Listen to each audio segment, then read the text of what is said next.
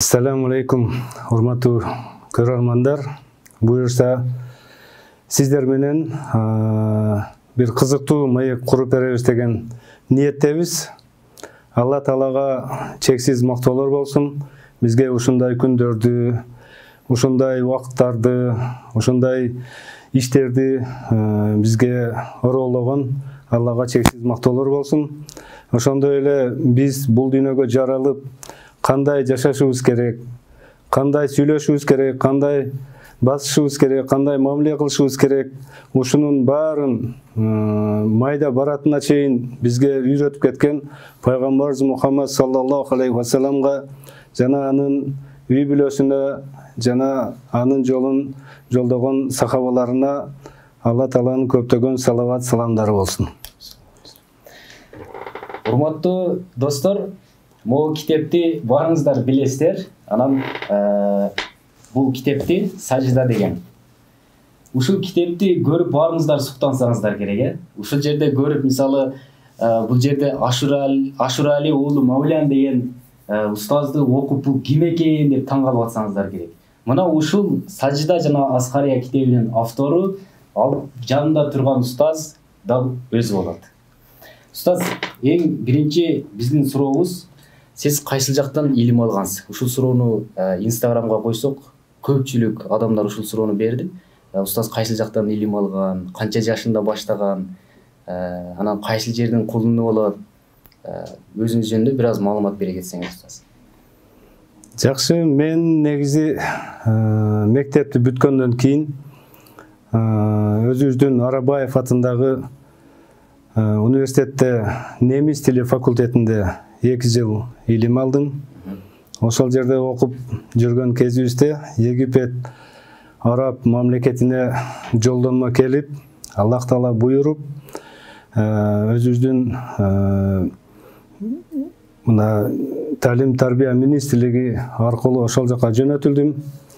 95-жылы мына барганбыз. Барып Аль-Азхар университетинде 2004-жылга чейин билим алдым. Мындайча айтканда 9 жыл билим алып, Аль-Азхар университетинде. Биз биринчи барганыбызда эми бөлөк дүйнө, бөлөк алам, араб тилин эчтеке билбейбиз. Мына кыйынчылыктар болду. Бирок Кудайга миңдеген шүгүрлөр болсун. Ошол жерден араб тилин үйрөнүп келдик.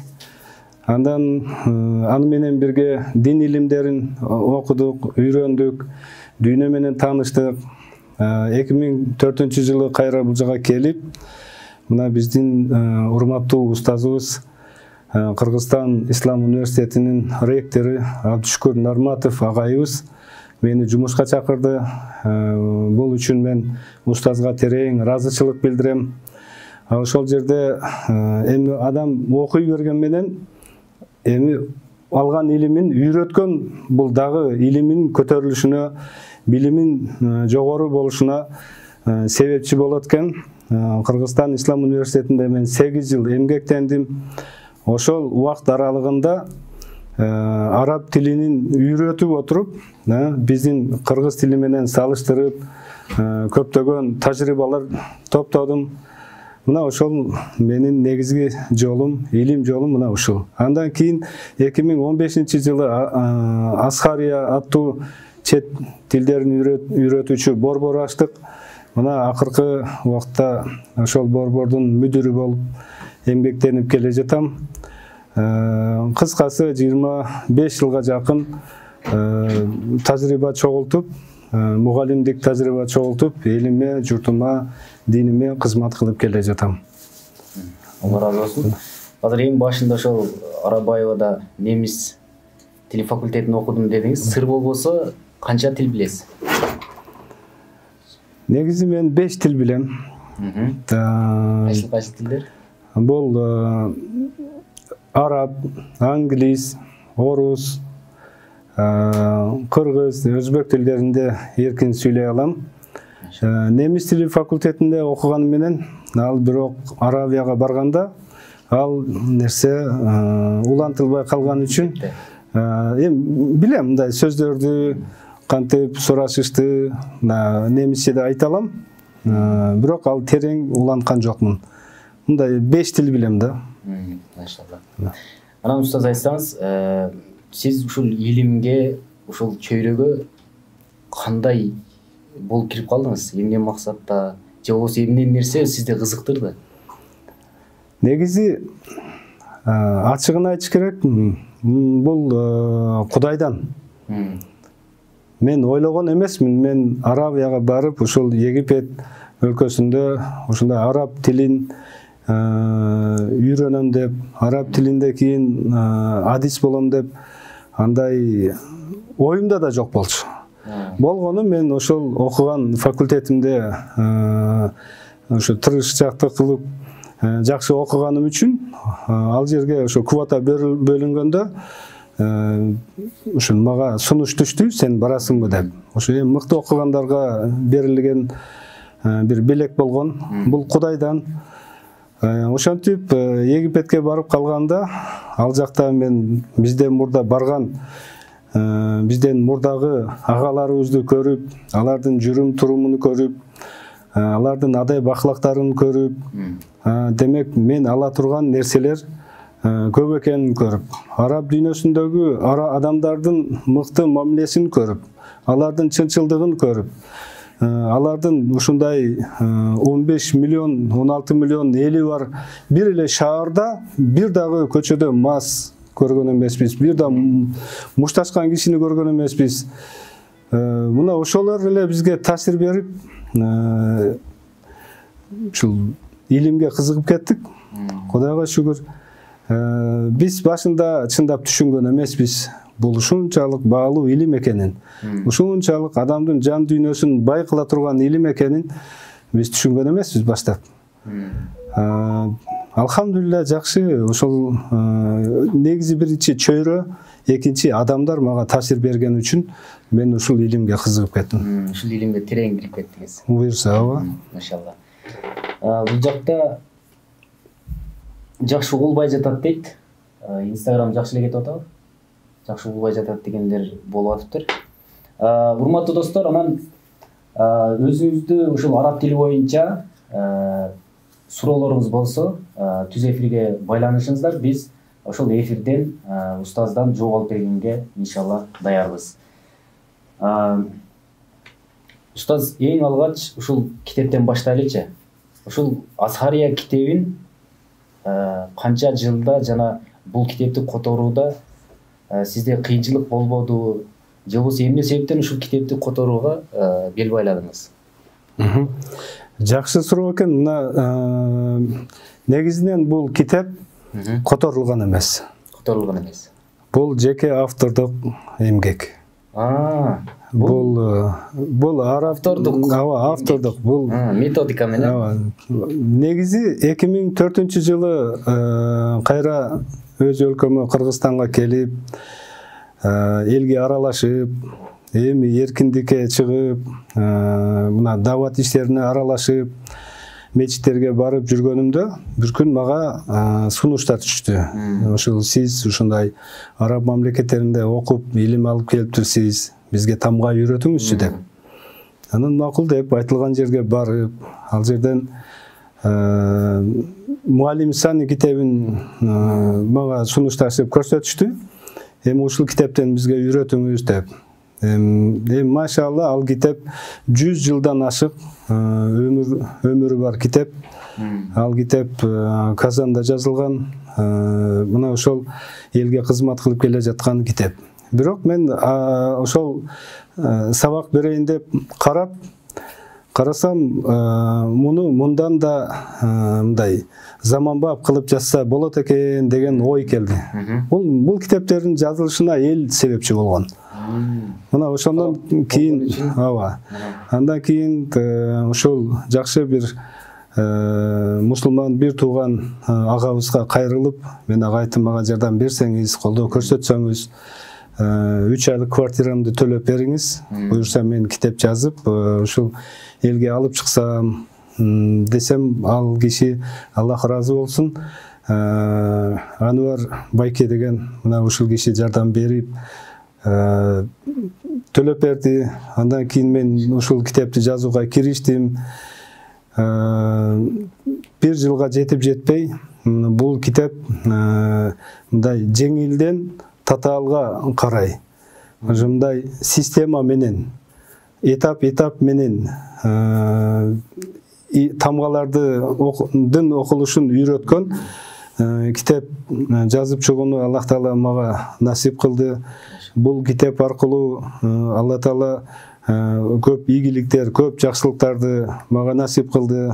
Азыр деле Алланын берген ушул китеп аркылуу берип жаткан нематтары алхамдулилля. Аллага көптөгөн шүгүрлөр айтамын. Эми ушул жазылышына себеп бул эл да. Элдин талабы болду. Биздин эл эми ойгонуп, ислам динине кызыгып, ошол мен дагы Аллахтын китебин окусам экен, мен араб тамгаларында окуганды, жазганды билсем экен деп мына ушул эмгекке ушул илимге умтулгандарды көрүп, мен ушул китепти жазганга жетиштим. Машалла. Демек ушул китепти канча бөлүктөн турат бул китеп? Бул китеп негизи 2 бөлүктөн турат. 2 бөлүктөн турат. Мен 2005 жылы баштап 2006 жылга чейин биринчи бөлүктөн турган жалаң тамгалардын окулушу жана жазылышы жөнүндө методиканы түзүп чыккандан кийин өзүмдүн эле досторум, жакындарым биз эми тамганы үйрөндүк. Качан биз Куранды кооз кыраат менен окуганды үйрөнөбүз деген мага суроо түштү. Анан ойлоно баштадым, кандай кылсак, эми тажвид илими боюнча да китеп жазыш керекпи деп өзүмдүн мына максат деген агам десем де болот, досум десем де болот. Азыркы күндө мына Египет мамлекетинде үй бүлөсү менен илим алып жүргөн агабыз бар. Ошол кишинин суроосу мага аябай таасир берип, мен андан кийин мына тажвид илимин жазууга, илими боюнча методика жазууга кириштим. Негизи бул экинчи бөлүк тажвид илими боюнча жазылган бул китеп мына Арабияда жазылган Субхи Таха деген инженер киши бар.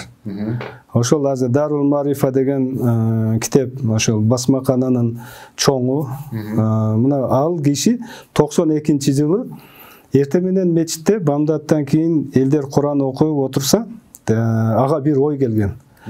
Мен ушул тажвид илимин өң түстөр аркылуу Куранга өзгөртүү эмес, тажвид илимине жаңылык киргизсем болот го деген ой келип, өң түстөр менен. Ал киши анан ушул мусхаф тажвид деп коет. Бизде аны түстүү Куран же цветной Куран деп айтып жүрүшөт. Ушунун автору ошол жерден ойлонуп ушул китепти жазган, мусхаф китебин жазган. Анан менин да максатым эмне болду? Мен жазып чыккан методика түздөн түз ошол 8 түс менен жалпы тажвид илиминин эрежелерин, махраждарын үйрөткөн ушул китепке алып бара турган бир методика болсун деген ойдо жазгам.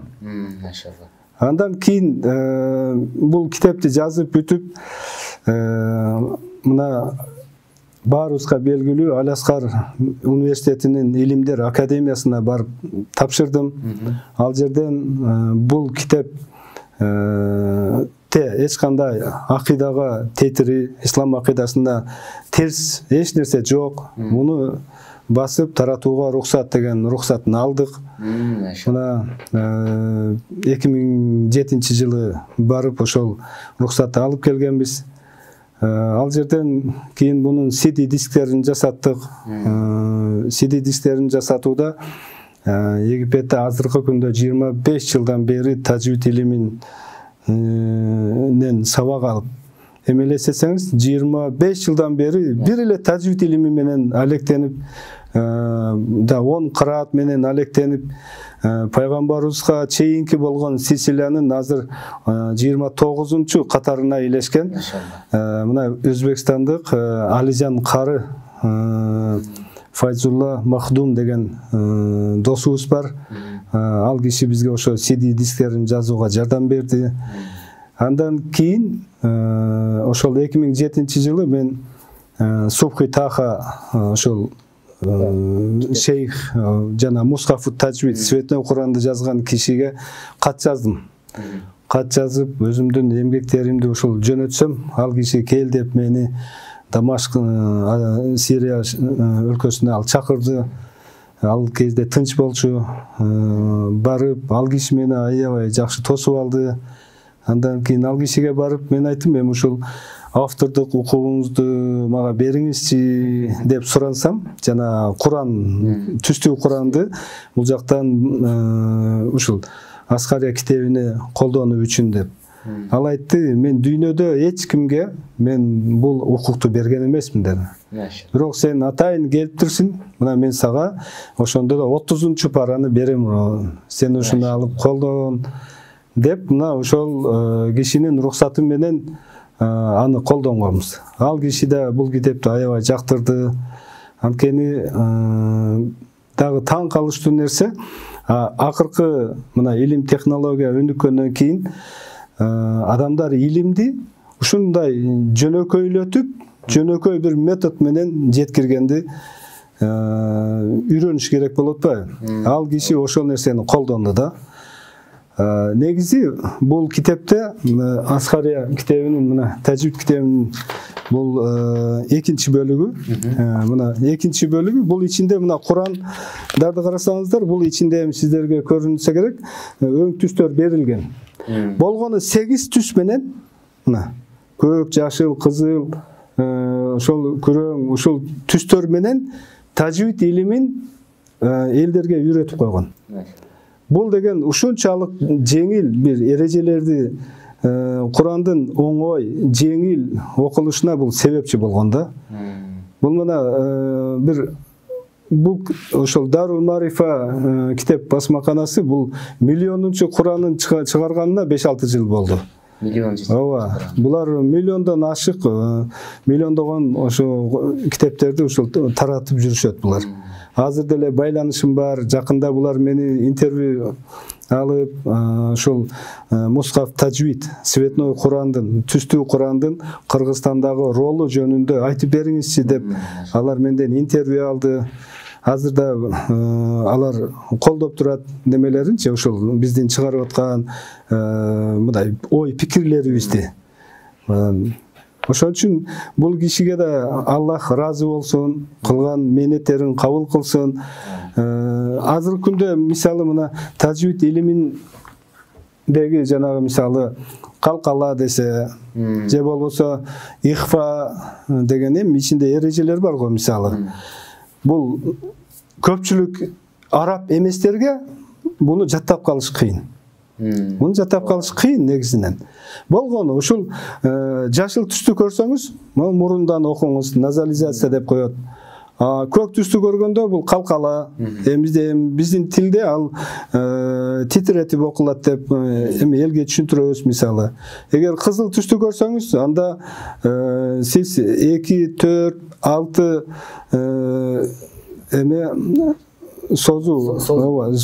созуу эрежесин колдонуңуз деп ушундай жөнөкөй кылып берген да. Машалла. Анда бул китепти алып окуу менен бир жагынан окуу куралы, экинчи жагынан устаз болуп бере алат экен. Ооба. Ооба. Машалла. Аябай сонун эмгек экен. Көрдүңүздөр мына, устаз айткандай, Кыргызстандагы жападан жалгыз баягы Куран алганда издеп алабыз го.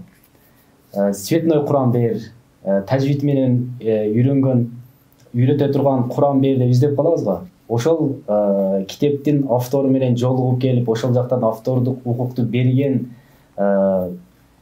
устаз бул Кыргызстанда экен. Көрдүңүздөрбү? Бул жападан жалгыз, бул Кыргызстандагы эң мыкты эмгектесем мен жаңылышпасам керек устаз. Алла разы болсын. Достор, эгерде үн дагы жакшы болбой атат дейт.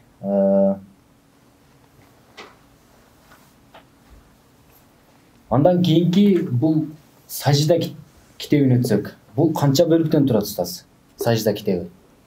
Сажда китеби негизи 5 бөлүктөн турат. Негизгиси бул 4 бөлүк. 5-чи бөлүк бул ошол баарын жыйнактаган справочник деп коет. Мына ал анысы окулбайт, жөн эле кийин окуп бүткөндөн кийин колдонулат турган материал ал. Ошол 4 бөлүктөн турат негизи. Алла разы болсун. Дагы бул жактан суроолор келиптир. Ассаламу алейкум устаз. Ушунча нерсени айтып билбей жүрүппүз. Сиздерде курс барбы дейт. Ушул араб тилин үйрөтө турган. Ооба, бизде курс бар. Биз негизи окутуп эле жүргөнбүз. Бирок пандемияга байланыштуу ал токтоп, эми буюрса кайра баштаган жатабыз буюрса.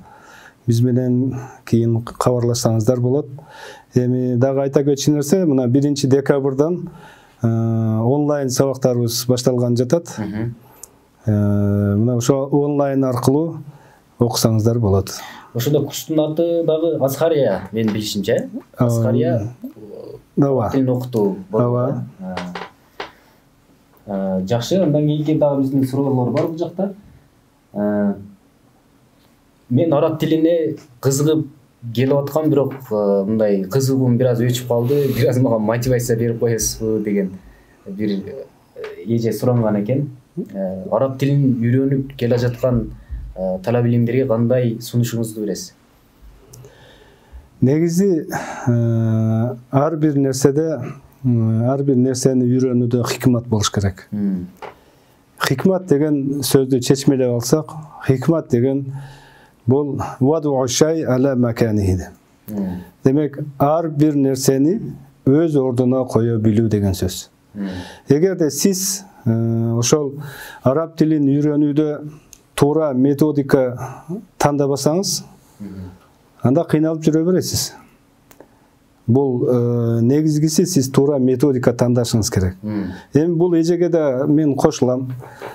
Мүмкүн ал эже үйрөнүп бир кыйынчылыктарга дуушар болгон болушу мүмкүн. Бул нерсе биздин башыбыздан өткөн. 95-жылы Египет өлкөсүнө барганыбызда биз үчүн да кыйын болду.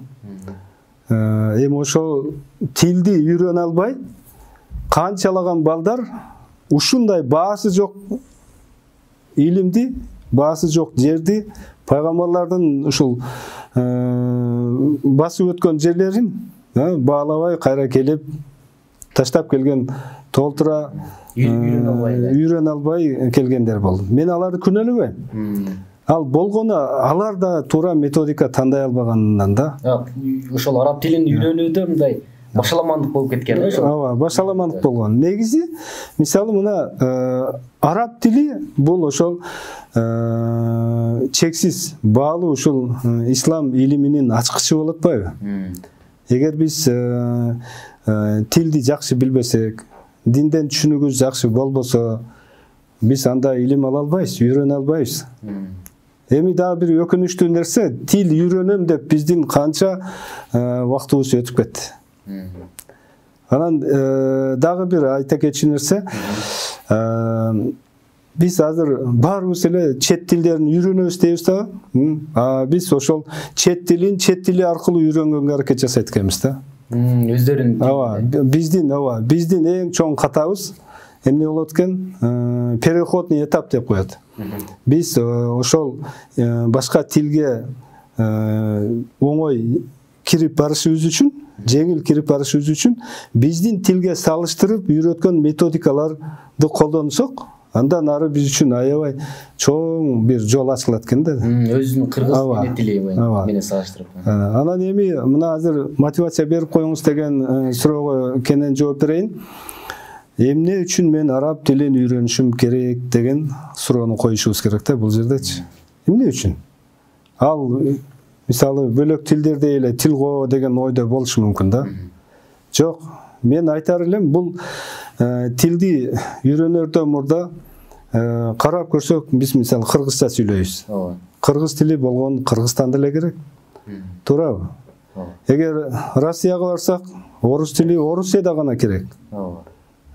Эми башка чет мамлекетке чыксаңыз, англис тили. Англис тили бүт дүйнөдө керек. Ал эми араб тиличи?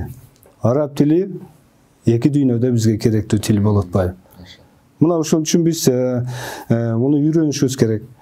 Эми негизги максаты ар ким ар кандай максаттар менен үйрөнөт экен. Мен Арабияга барып ошол бир жумуштап, эми бул дүйнөлүк кызыкчылык болуп атат. Кээде балдар келет, мага бир жумада араб тилин үйрөтсөңүз, мен аэропортко барып, арабтарды тосуп алып, Кыргызстанды көрсөтүп, мен акча тапсам деп. Мен айтам, мен антип үйрөтө албайм дейм. Бир жумада кайсы тил? Эми кел тур дегенди үйрөнсө болот анан. Ошон үчүн мисалы биз бул тилди жан дүйнөбүздү байытыш үчүн, аң сезимибизди өстүрүш үчүн, Куранды түшүнүш үчүн, намаздарыбызда эмне деп атканыбызды билиш үчүн. Көрүңүз, бул тилди үйрөнүүдөн максатыбыз аябай кенен болуш керек да. Мына азыр канча киши намаз окуйт, бирок эмне деп атканын билбей атат. Маанисин түшүнбөйт. Бирок Алла разы болсун, ошо түшүнбөсө да келип ибадат кылганга, Алла Таалага туура ибадат кылганга аракет кылып жүрүшөт. Бул да бизди кубантат аябай. Бирок эгерде сиз тилди билсеңиз, анда сиз эмне Куранды түшүнө баштайсыз. Эми бул Куран нур да. Нур. Көрдүңүзбү? Сиз анын кандайча нур экенин мындай түшүнүп жеткен болсоңуз, анда сиз башыңызды көтөрбөй окумаксыз да. Болчу. Ошон үчүн нур болмок. Ооба, нур да. Эми Куранды окуп жатканыңызда, мына мен жакында окудум. Жөн эле Куранды окуп эле койсоңуз, аны түшүнбөйсүз. Бирок ошол окуу менен сиздин иммунитетиңиз көтөрүлөт экен. Куран окуу менен. Ооба. Эми таң калышыңыз мүмкүн, бул кандайча деп. Мына азыркы күндө иммунитети түшүп кеткендер, мына пандемия ооруларга кабылып атат, же болбосо сенин иммунитетиң төмөн, сен өзүңдү абайла бул мөмө жемишти же бул дарыны ич деп атпайсызбы? Эми ошолорго кошо аны ичкен дарыларды ичип дагы сактануу үчүн биздин иммунитетти көтөрө турган нерселерди кабыл алган бизге Куранды берип коюптур. Эгерде сиз Куран окуп жүрсөңүз күндө, анда эмне болот? Иммунитет көтөрүлүп турат. Мына апалар бар. Картайганда көзү жакшы көрбөй калган. Куран окуп жүрүп, көзү тунарып, мына араб тамгалары майда билесиздер. Ошолорго көзү жетип, көрүңүздөр, Аллах Таала кайра булардын көзүн курч кылып эмне бергени эмне себептен? Ошо Куранга берилип, ооба, кызыккан. Бул асмандан алынып айтылып жаткан нерсе эмес, бул факт бул. Көрүңүздөрбү? Күндө. Мисалы, жума намаздан чыгып келатсам, эки аксакал келатыптыр. Алар мени танып, балам сага чоң рахмат деп калдым. Эмнеге десем, мына мен сенин ошол Асхария китебиңди алып окудум дейт.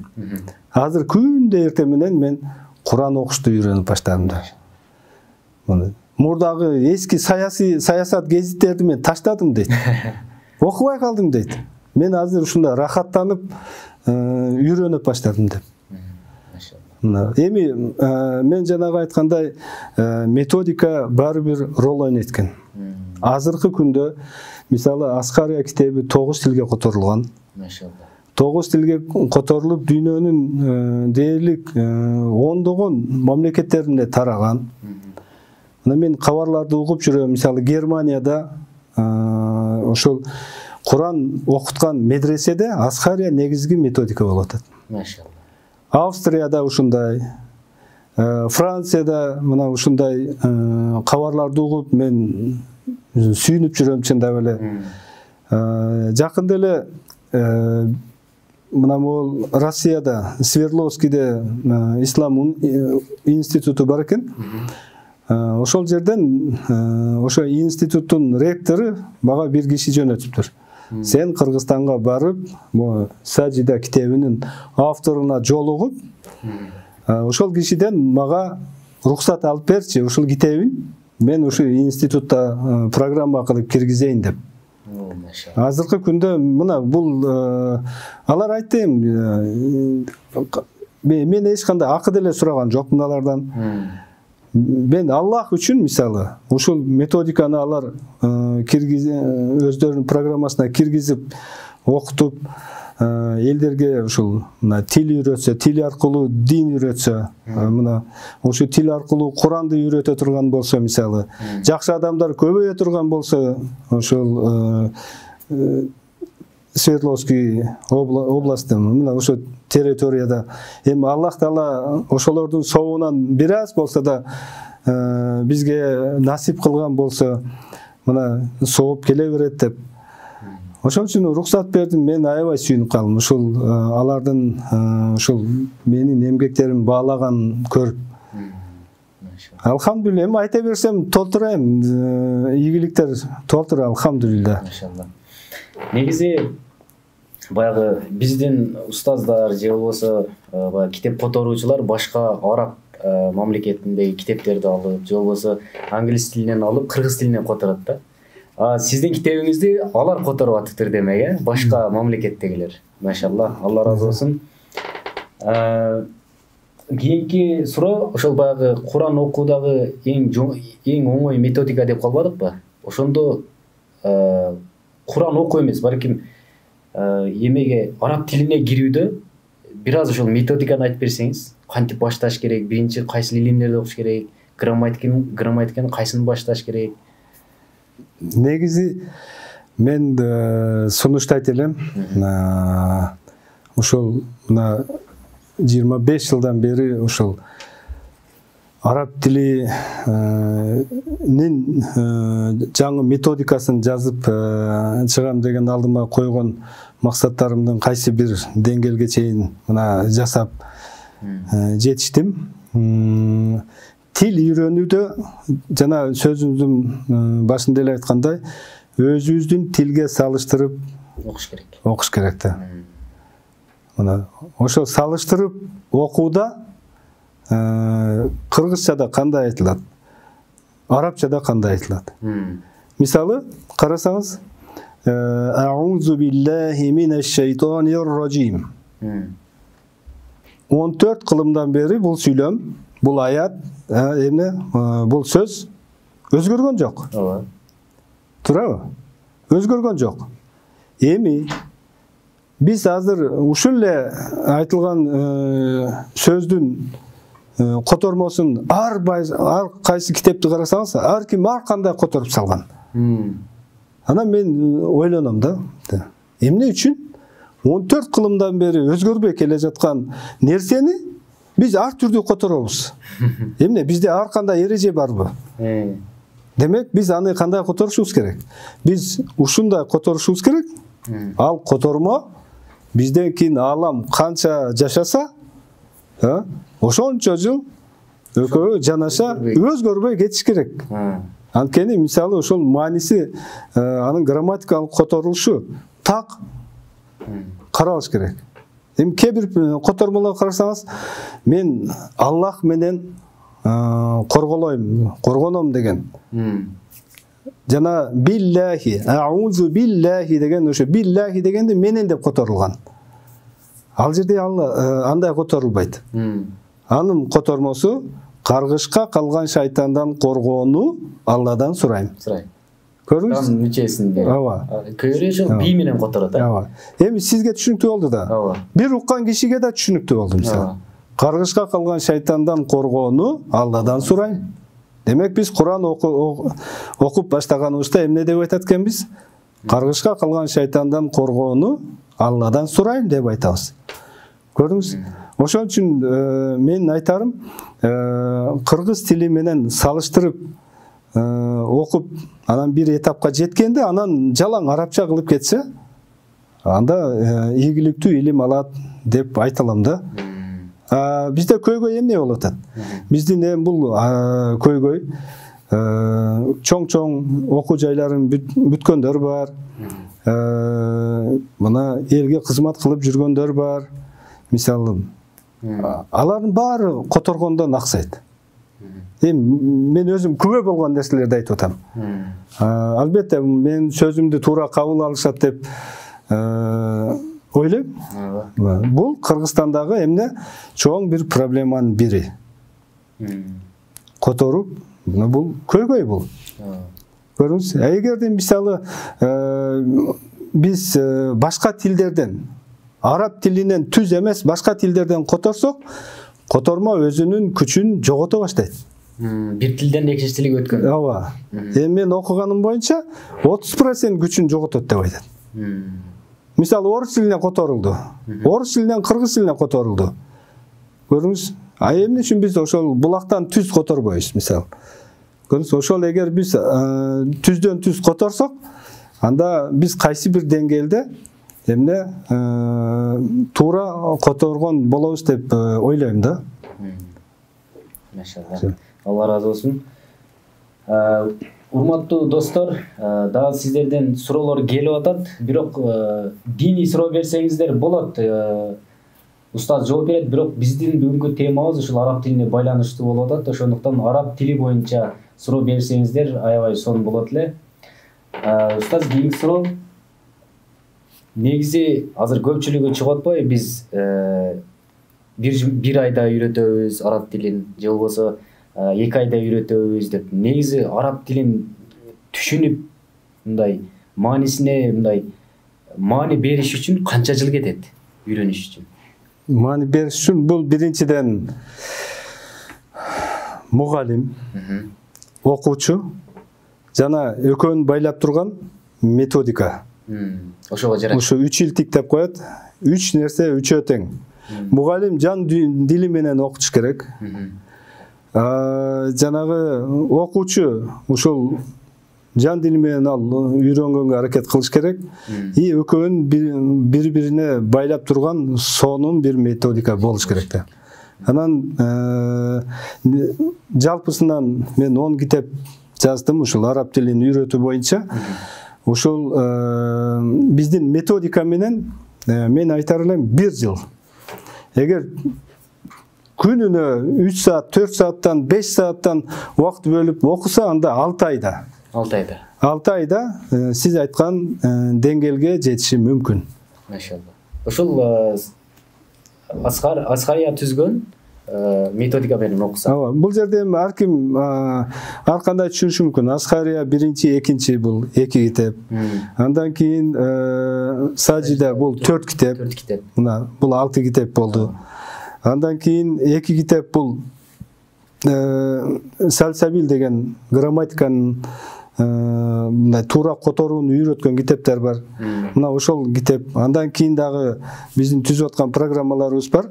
Мына ошол программалар менен үйрөнсө, биздин ошол барып 10 жылдап окуп кыйналган нерсебизди бул жерде 1 жыл, болбосо 2 жыл. 2 жыл ушул аралыкта аябай сапаттуу билим алып, акчасын да үнөмдөсө болот, убактысын да үнөмдөсө болот да. Эми бул 2 нерсеге кошо эмне илимин сапатын да үйрөнсө болот. Албетте мен ушул биз түзгөн программаны окуса эле чубак дамлада илимдүү болуп кетет деп айтпайм. Бул жерде эмне? Ал ошол илимге ачкыч алган болот. Чоң илимге ал жол ачылат. Алхамдулилла, мына менин колумда окуган көптөгөн окуучуларым чубак дамланын эң мыкты окуучулары боло алышты. Машалла. Мына. Эмне үчүн? Анткени алар 1 жыл менде окуп, андан кийин чубак дамланын сабактарына барып, чубак дамла китепти ачкыла дегенде ошол китепти ачып, түшүнүп, чубак дамла айткандарын китепке жазып, мына азыркы күндө мисалы мен өзүмдө шарияттык бир маселелер болсо, кээде мен өзүмдүн окуучуларыма да кайрылам. мага жардам берип койгула, могу маселени карап бергиле деп. Анткени алар чубак дамладан ошол илимди алып, ошол бир багыт менен адис болду. Мына азыркы күндө мисалы мен сыймыктанып айта алам.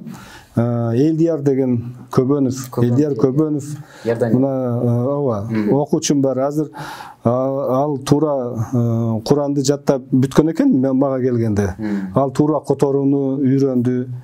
Мына аны менен алар менен көп эле окуган эмеспиз. Бирок мен ошол которуу бир методикаларын көрсөтүп бердим аларга. Азыр барып ал Иорданияда мына шарият факультетин бүтүрүп, ал жерде азыр мечитте имам, арабтарга имам болуп жүрөт. Ооба. Андан кийин мектепте арабтардын балдарына Курандан, тажвидтен ал сабак берип жүрөт. Андан кийин мына Өмүр деген окуучум бар. Өмүрбек Бакиров деп. Ал да аябай мыкты окуп, үйрөнүп келип, азыр аябай көп шакирттерди чыгарып, ал элибизге, динибизге мына кызмат кылууда. Мына Байыр деген окуучум бар. Ал да мына Кыргызстан Ислам университетинде араб тилинен сабак берип иштеп жүрөт. Мына Тариел Ибраимов деген мына окуучум, ал ошол чубактамдын эң жакын окуучулары. Мисалы, кээ бир маселелерде ага кайрылабыз. Мисалы, анан Бекзат деген окуучум менден 3 жыл окуду. 3 жыл окуп бүтүп, анан Манас университетинин теология факультетине тапшырып, ал жерде ийгиликтүү аяктап, анан Турцияга барып, ал жерден магистратураны аяктап келип, мына азыр кайра өзүбүздүн элде курс ачып мына жардам берип жүрөт. Андан кийин мына Алаудин деген окуучум бар. Ал кызык жери, ал мен жазган методиканы үйрөнүп алып, уурдап дегенде мындай алганда, анын үстүнө орус тили методикасын жазып чыкты да. Мен ага да таң калдым. Анан мен менен мына азыр чогуу иштеп жүргөн Руслан Нурмухаммад деген мына өзүм менен коллега болуп иштеп жүргөн окуучуларым бар. Айта берсем толтура. Ошто бар, мисалы, эми бир эле балдар эмес. Мен да кызыктуу нерсе, мен Ислам университетине киргенде, эң биринчи мугалим болуп киргенде, Абшүкүр устаз 3 группа, кыздардын группасына сабак бер деп койгон. Устаз, мен кыздарга сабак бербей эле коеюн, мен ушул балдарга сабак берейин десем, буларды окутуп кадр даярдабасаң, ким даярдайт деп мага ушул кыздарды берген. Аларды 4 жыл окуттум. Азыр мына ал кыздар ушул барган жеринде мыкты мугалим болуп, өзүнүн рызкысын таап, элге, жерге, динге алар да кызмат кылып жүрүшөт. Мына азыр күндө мисалы мына чубактамдын эң жакын окуучуларынын бири мына Калыс устазыбыз бар. Кайра эле мен устаз деп калдым мына келечекте мен эң чоң бир үмүт менен күтүп аткан жигиттерибиздин бири. Ал да кайсы бир деңгээлде аларга да бир аз устаз болуп калдык. Эми бул шакирттерибиз алхамдулилла толтура, мисалы атын атабай калсам эми тарынбасын. Анткени мен сыймыктанып айтам да ушуларга. Анткени алар чубак дамланын устазы, шакирти болордон мурда алар менин шакирттерим болгон деп. Эми ич-ичимден мен сыймыктанып жүрөм да. Ошондой эле мисалы университетте иштеп жүргөнүмдө ушундай учурлар болду. 1 сентябрдан ошол майга чейин бир да сүйлөмдү кыргыз тилине которбой калган учур болгон эмес. Баарын так ушундай учурлар болгон. Кээ бир сүйлөмдөрдү, кээ бир аяттарды 2 саат, 3 саат дегенде маанисин чыгарып өткөн күндөр болду мисалы. Алар да пайда алды. Аларга кошо мен пайда алдым. Менин мугалимдик тажрыйбам көтөрүлдү. Алхамдулилла жакшы. Алла Таала бизге көптөгөн ийгиликтер берди. Мен үчүн мына Кыргызстан Ислам университети бул методикаларды жазууда аябай жакшы площадка болуп берди да. Майдан болуп берди. Ал жерден аябай мен чоң тажрыйба алдым. Көптөгөн. Анан дагы бир маселе, котормочу болуш үчүн бир гана биздин кыргыз тилин билүүдө диалектилерди билиш керек болуп калат. Мен ал жерде иштеп жүргөнүмдө Кыргызстандын ар бир районунан келген бала менен мен иштештим. Алар мага мисалы сөздөрдү мен которгондо ал айтат: "Устаз, бул сөз нарында жок, же колдонулбайт, же мындай сөз менен колдонулат." Мен андан пайда алдым да. Көрдүңүз? Азыркы күндө мисалы мына китептер которулат. Жакшы окуп баратсаңыз, ал диалектилер чыгып калат да аны. Ооба, муну кайсы райондун, кайсы областтын котормочулары которгону билинип калат да мисалы. Бирок биз мына борбордо жүргөнүбүздөн кийин орток тил деген болуш керек да.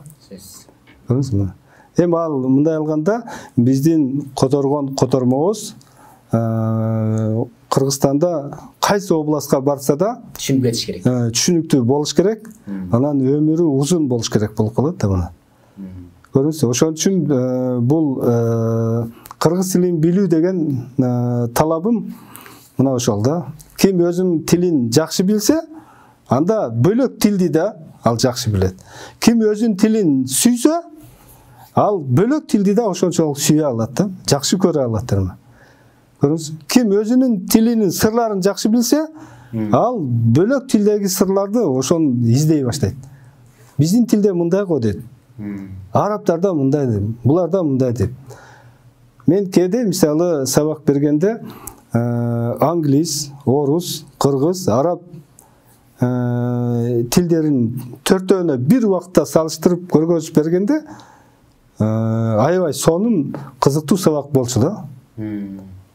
Бир эле теманы 4 тилде берип бересиз. Ошо 4 тилде которуп берем. Ошондо мисалы карап турсак, таң калыштуу нерсе, бардык нерсе, мына биздин денебиз мына Кудай Таала жараткан бир мыйзамга баш ийеби? Мисалы сиздин жүрөгүңүз, менин жүрөгүм, мана баарыбыздын жүрөгүбүз Кудай Таала жараткан бир мыйзам менен иштейт деп.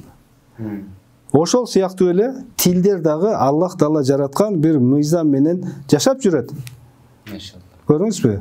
Ошол эрежени көрө билүү бул да данышмандык. Эгерде сизде данышмандык жок болсо, сиз өзүңүздүн тилиңиздин да эрежесин билбейсиз, бөлөк тилдин да эрежесин билбейсиз.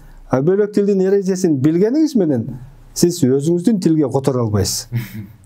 Көйгөй ушундан чыгат да. Мен каалайт элем бизден көбүрөөк мыкты котормочулар чыкса деп.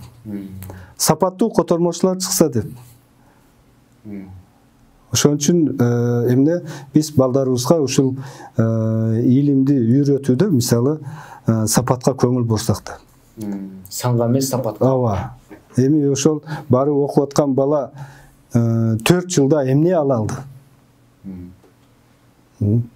Мурда мисалы мына бир алым айткан экен. Ошол башка алымга сен канча баланы өлтүрдүң деп. Ал таң калып турдум. Кантип өлтүрдүң деп. Сен ошол 100 баланы алып окутсаң, эгер ошого жакшы илим бере албасаң, сен аны өлтүргөн менен барабар деп. Убактысын алдың. Ооба да. Анын сиз өмүрүн алдыңыз. Анын сиз энергиясын алдыңыз. Канча энергия, канча өмүрүн жумшап сизден илим алам деп келсе, жыйынтыгында керектүү мындай кийин өзү мындай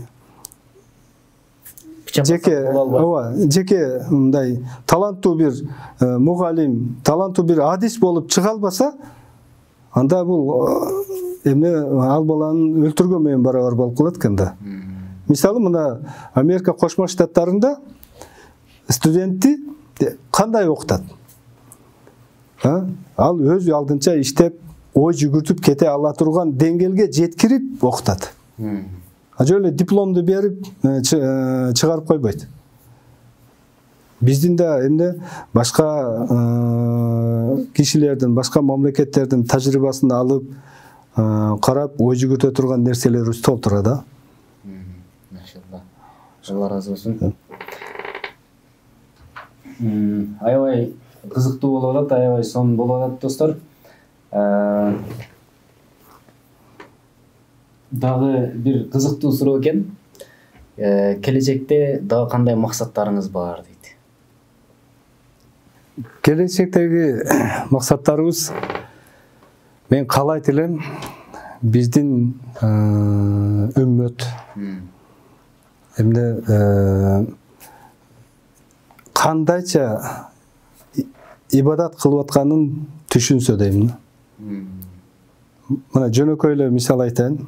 Таравих намаздарына барганда биздин мечиттегилер эл качып кетпесин деп бир аят, эки аят же болсом кыска сүрөлөрдү окуп, эптеп ушул жарым саатта таравих намазын бүтүрүп элди таратып жиберип атат.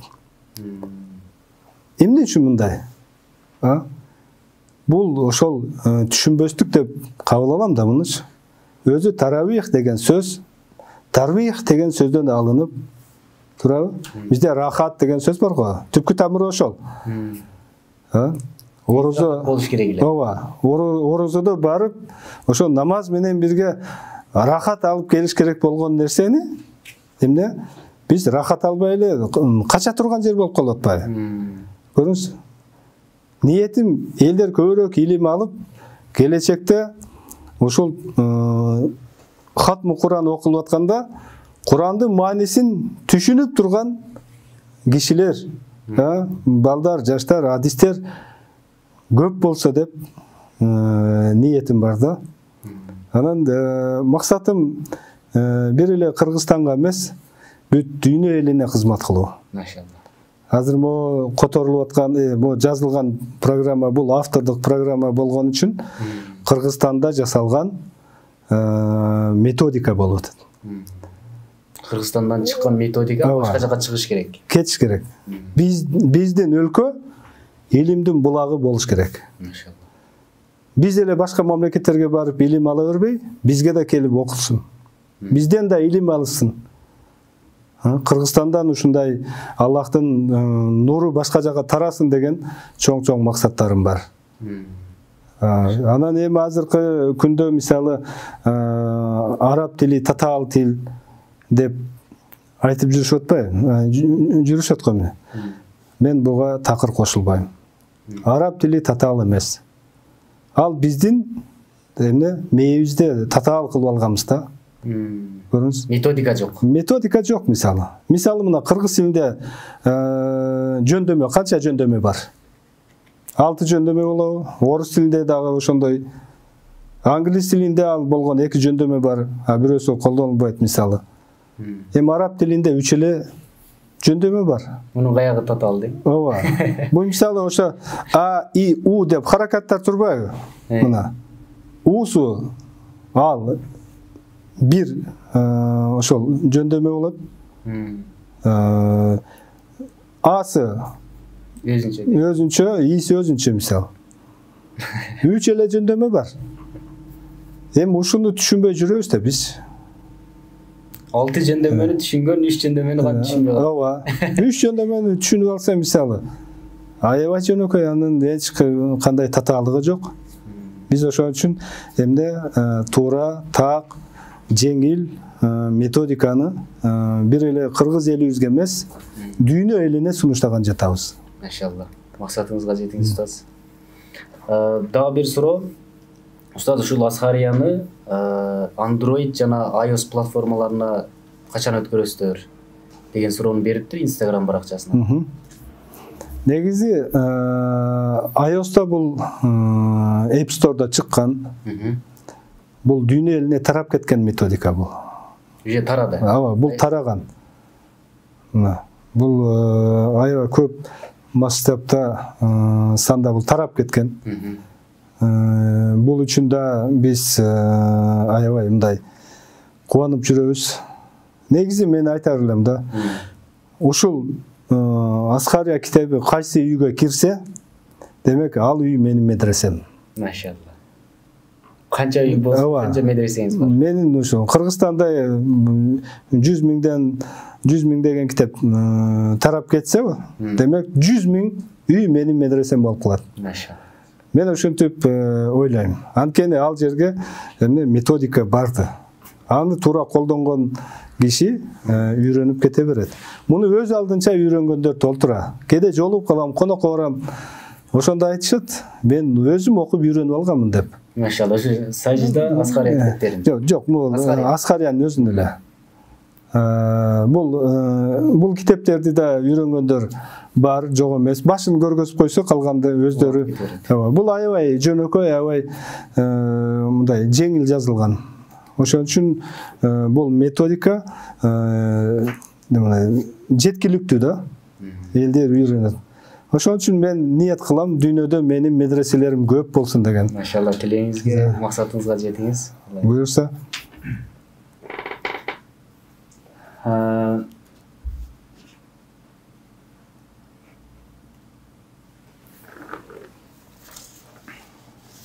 Устаз, анан дагы аябай сонун мотивацияларды бердиңиз, аябай жакшы пайда алдык. Дагы ушул эл менен дагы айта турган сөздөрүңүз барбы элге? Мен айтар сөзүм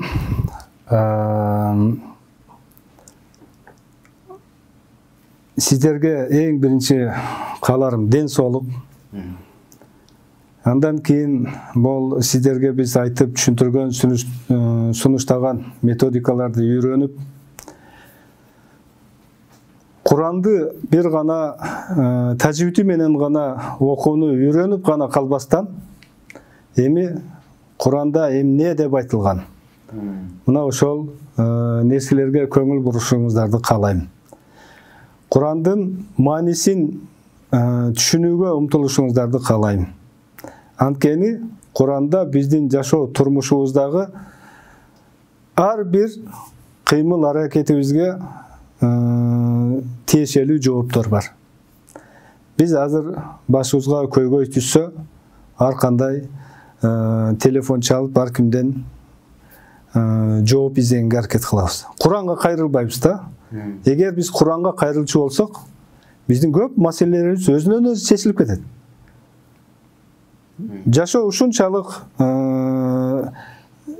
сонун. Эгер аны жашай билсеңиз, эми ошол жашоонун жолдорун көрсөткөн бул Куран менен Пайгамбар саллаллаху алейхи вассаламдын хадистери болот баягы. Көрүңүз. Эми мына шейхтердин бирөөсү айткан, Пайгамбар Мухаммад саллаллаху алейхи вассаламга Куранды Жабраил периште алып түшкөнү үчүн периштелердин эң улугу ким болду?